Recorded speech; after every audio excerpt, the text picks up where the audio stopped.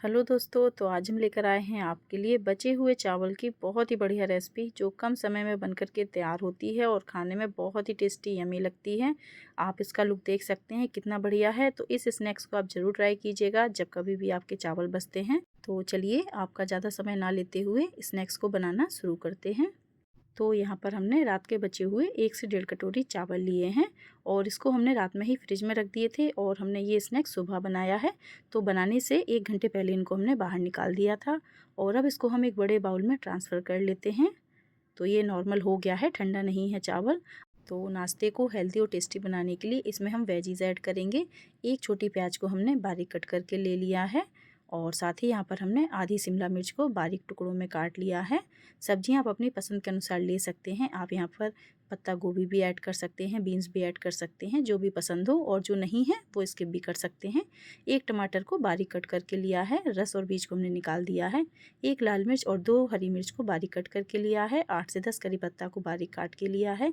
आधा छोटा चम्मच लिया है हमने जीरा पाउडर और आधा छोटा चम्मच लेंगे यहाँ पर लाल मिर्च पाउडर और एक छोटा चम्मच यहाँ पर चाट मसाला लिया है। इससे बहुत अच्छा टेस्ट आता है। आप चाहें तो चाट मसाले की जगह पर पिज़्ज़ा ऑर्गेनो भी ऐड कर सकते हैं। नमक टेस्ट के अकॉर्डिंग मिला देंगे। तो यहाँ पर हमने बची हुई ब्रेड ली है, तो 3 से 4 पीस हमने यहाँ पर ब्रेड के ले लिए हैं। इससे बाइंडिंग बहुत अच्छी आएगी हमारे नाश्ते में। तो ये थोड़ी सी ड्राई हो गई है क्योंकि इसको हमने फ्रिज में रख दिया था। तो अब इसको हम थोड़ा सा सॉफ्ट करेंगे, तो पानी में इस तरह से डिप कर लेंगे जिससे कि ये सॉफ्ट हो जाएगी और इस तरह से तोड़ करके हम चावल में ऐड करेंगे।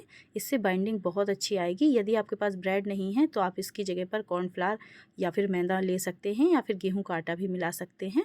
तो यहाँ पर हम ब्रेड मिलाएंगे, इससे स्नैक्स बहुत ही बढ़िया लगता है।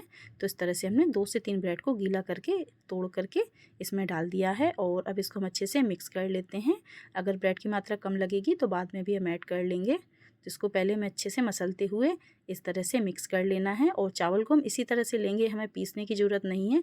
बिना झंझट के बन करके तैयार होगा स्नैक्स, बहुत ही बढ़िया बनेगा और झटपट भी बनेगा। तो इस तरह से हमें बाइंड करना है।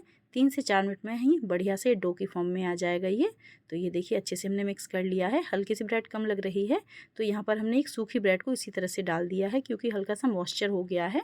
क्योंकि पहले हमने गीली ब्रेड ली है जिससे कि हल्का सा गीला है और अब सूखी ब्रेड डालेंगे जिससे कि ये पूरे मॉइस्चर को एब्जॉर्ब कर लेगी और अच्छे से मिक्स हो जाएगी। तो इसी तरह से मसलते हुए हमें डो की फॉर्म में लाना है इसको। इसको आप इसी तरह से मसलते हुए ही डो की फॉर्म में लाएं, इसको मिक्सी वगैरह में ना चलाएं। इसी तरह से चावल जब आप मिक्स करेंगे तो आपका स्नैक्स बहुत ही बढ़िया बनेगा।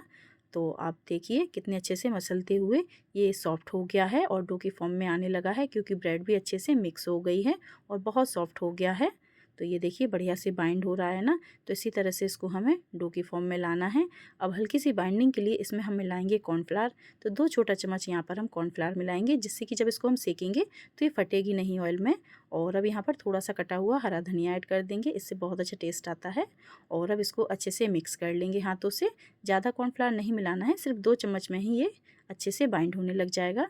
तो अच्छे से मसलते हुए इस तरह से हम मिक्स कर लेंगे। अगर आपको ये ज़्यादा ड्राई लगे तो हल्का सा पानी का छींटा मार लें, उससे ये सॉफ्ट हो जाएगा। जब आप इसमें नमक डालेंगे और सब्जियां डालेंगे तो पानी अपने आप ही रिलीज़ होगा, तो आपको पानी ऐड करने की भी ज़रूरत नहीं पड़ेगी।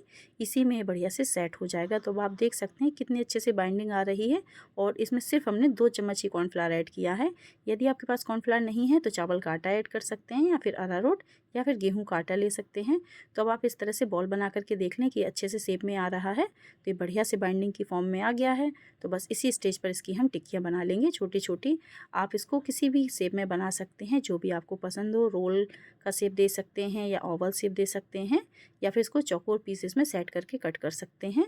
तो इस तरह से हम टिक्की का शेप देंगे। तो ये देखिए हमने सभी स्नैक्स को इस तरह से बना करके तैयार कर लिया है।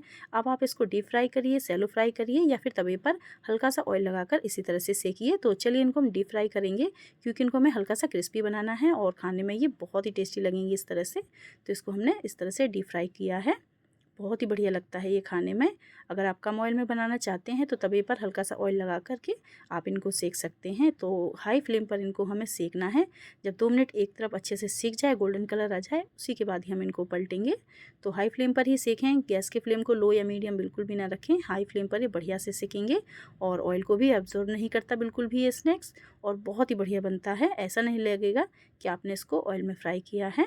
तो पलटते हुए दूसरी तरफ भी बढ़िया से इसको हमें सेक लेना है और अलटते पलटते गोल्डन कलर आने तक हम इनको सेक लेंगे। तो ये देखिए कितना बढ़िया कलर आया है।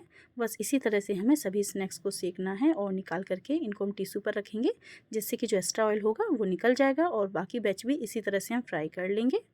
तो ये देखिए सारा स्नैक्स बन करके तैयार हो गया है हमारा बचे हुए चावल और बची हुई ब्रेड का। तो अब जब भी आपके चावल बचें तो इस स्नैक्स को ज़रूर ट्राई कीजिएगा। यकीन मानिए ये बहुत ही टेस्टी लगता है खाने में। बाहर से क्रिस्पी और अंदर से सॉफ्ट होता है और ऑयली बिल्कुल भी नहीं होता है। खाने में बहुत ही बढ़िया लगता है और सब्जियों से भरपूर भी है, तो बहुत ही बढ़िया है। बच्चों को आप इसे ज़रूर बना करके खिलाइएगा। अगर बच्चे सब्जियां नहीं खाते हैं उनको ये बहुत पसंद आएगा।